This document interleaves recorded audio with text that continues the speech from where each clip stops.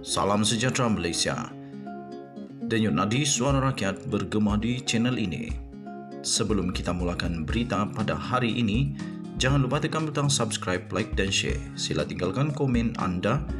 Denyut nadi suara rakyat terus bergema di channel ini. Salam sejahtera Malaysia, denyut nadi suara rakyat bergema di channel ini. Terima kasih saya ucapkan kepada semua yang sudah tekan butang subscribe. Bilion terima kasih, I love you all. Selamat tahun baru, selamat menyambut tahun baru kepada seluruh rakyat Malaysia. Bagi kamu yang belum tekan butang subscribe, tolong tekan butang subscribe kerana kita berimpian channel ini akan menjadi channel yang cukup besar, berpengaruh, boleh sampai kepada telinga yang amat berhormat Perdana Menteri Malaysia, Datuk Seri Anwar Ibrahim. Bagi anda yang ingin menjadi member di dalam channel ini, saya alu-alukan kerana bermula tahun depan kita akan mulakan pemberian merchandise, pemberian souvenir, stiker, giveaway, goodies dan sebagainya. Merchandise pun kita akan keluarkan, contohnya topi dan sebagainya. Secara percuma kita akan berikan kepada semua member yang bertuah. Tuan-tuan dan puan yang dihormati sekalian, Zuraida Kamarudin, baru dengar pun dah rasa geli. Ada orang kata, ada kawan-kawan kata, nama Zuraida Kamarudin baru sebut pun dah rasa geli. Kenapa tidaknya? Zuraida Kamarudin, putri ataupun Queen of the Frog. Macam mana mau nafi? Kalau memang betul, Zuraida Kamarudin memang dalam masa hanya 2 tahun, dia sudah melompat sebanyak berapa? 2-3 kali. Mula-mula dari PKR, lompat lagi kepada Bersatu. Lepas tu dia keluar PKR. Dia punya cerita daripada PKR keluar jadi bebas. Daripada bebas dia masuk kepada Bersatu. Daripada Bersatu keluar lagi kepada PBM. Sekarang ni kena pecat napadan muka. Ini yang bikin pening kepala. Saya ada nampak satu tadi berita. Tapi sebelum itu, rupa-rupanya Zuraida Kamarudin ini memang seorang yang hebat. Hebat, betul hebat. Wah, hebat betul. Pada selepas dia keluar daripada Pakatan Harapan, keluar daripada PKR, Zuraida Kamarudin dia kata pada 2 September 2020, tiba-tiba dia nak tunjuk dia hero, dia jujur dan sebagainya. Zuraida sedia kemuka bukti projek rundingan terus Pakatan Harapan. Itu 2 September 2020. Kemudian banyak lagi lah dia kata Zuraida sedia pertahankan ampang daripada sesiapa saja, termasuklah Pakatan Harapan. Kemudian apa lagi? Dia kata dia akan cipta brand Zuraida, akan mengalahkan Pakatan Harapan dan macam-macam lagi. Yang paling seronok itulah dia kata Zuraida daripada Malaysia Now kata Zuraida sedia kemuka bukti projek rundingan terus Pakatan Harapan. Hebat tu. Hebat. Tapi alih-alih pada 11 November 2022. 11 November 2022. Tidak lama sebelum pilihan raya, tiba-tiba Zuraida ada tajuk berita, captionnya Zuraida sedia kembali bersama jika PH menang jadi kerajaan.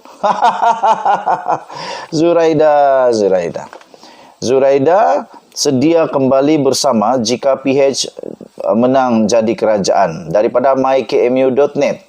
mykmu.net, tajuk berita itu Zuraida sedia kembali bersama jika PH menang jadi kerajaan. Presiden, saya bacakan sedikit.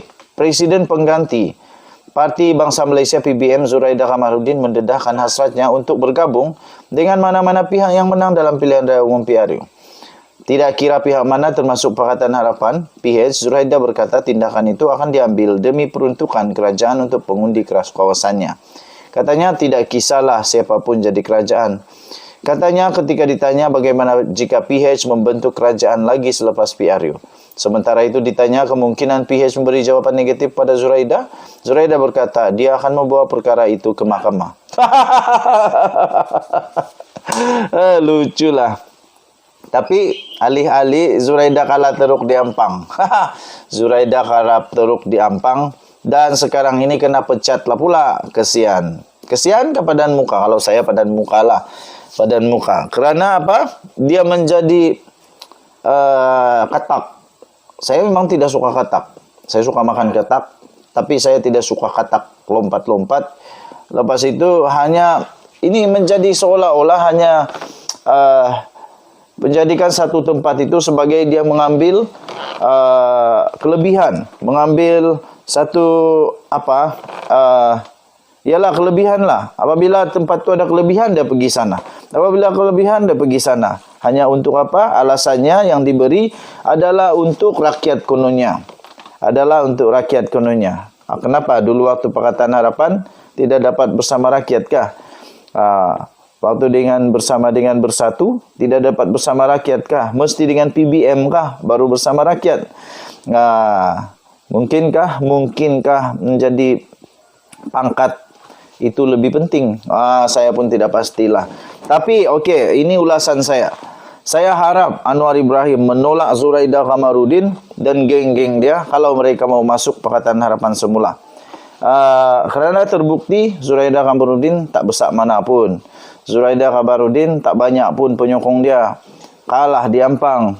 Kalah di Ampang dengan teruk pula itu. Langsung tidak memberikan sebarang tekanan kepada calon. Kalau saya tidak silap dia kalah hilang deposit. Aduh, kesian. Jadi bagi saya Pakatan Harapan tidak memerlukan lagi Zuraida Kamarudin. Tidak perlulah orang-orang macam Zuraida Kamarudin yang ada peribahasa kata madu habis diisap, lepas itu ampas dibuang. Sudah tak berguna dia lari. Sudah tak berguna dia lari. Tapi waktu berguna dia ambil lagi. Sampai dia berani pula cakap kalau diberikan jawapan negatif dia akan bawa ke mahkamah. Minta maaf, tidak ada lagi harapan untuk bawa ke mahkamah. Sekarang Zuraida Kamarudin hanya berharap kepada Muafakat Nasional untuk dapat membantu dia semula dalam kerjaya politik ini. Kalau tidak, memang tak ada lagi tempat untuk dia berkarya di dalam politik. Siapa lagi yang mau Zuraida Kamarudin? Kalau ada lagi yang mau Zuraida Kamarudin, tidak tahulah. Memang parti itu parti yang betul-betul berbelas kasihan lah agaknya. Ataupun Muafakat Nasional. Bagus lagi Zuraida Kamarudin dan kawan dia yang dalam Muafakat Nasional. Kasih majulah itu Muafakat Nasional. Kita tengoklah nanti. Rakyat sudah lupa atau rakyat tetap ingat apa yang Zuraida Kamarudin sudah lakukan. Apapun saya doakan, buruk-buruk manapun Zuraida Kamarudin, saya tetap mendoakan supaya dia berjaya dalam kehidupan, dalam karirnya, sihat walafiat, diberkati. Kalau dia ada bisnes, semuanya maju. Kalau dia ada keluarganya dalam keadaan yang okey. Dan kita berdoalah semoga politik Malaysia akan menjadi semakin baik. Kita berdoa semoga Datuk Seri Anwar Ibrahim akan dapat menjadi Perdana Menteri yang betul-betul Perdana Menteri. Betul-betul Perdana Menteri. Dan kita berdoa bagi yang suka mengganggu pentadbiran, suka mengganggu pekerjaan Anwar Ibrahim, berhentilah daripada ganggu. Dan kalau mau buat semak yang imbang, betul-betul lah buat semak dan imbang, bukan menyerang, bukan dan sebagainya. Dasar kerajaan itu yang harus diperbaiki, bukan individu itu yang kena serang turut berhabis. Yang penting Anwar tak buat salah, tak sakau duit, dia jujur, tak buat apa-apa yang bersalah dari segi undang-undang, kita sokong dia. Denyut nadi suara rakyat bergema di channel ini, kita jumpa lagi, bye-bye.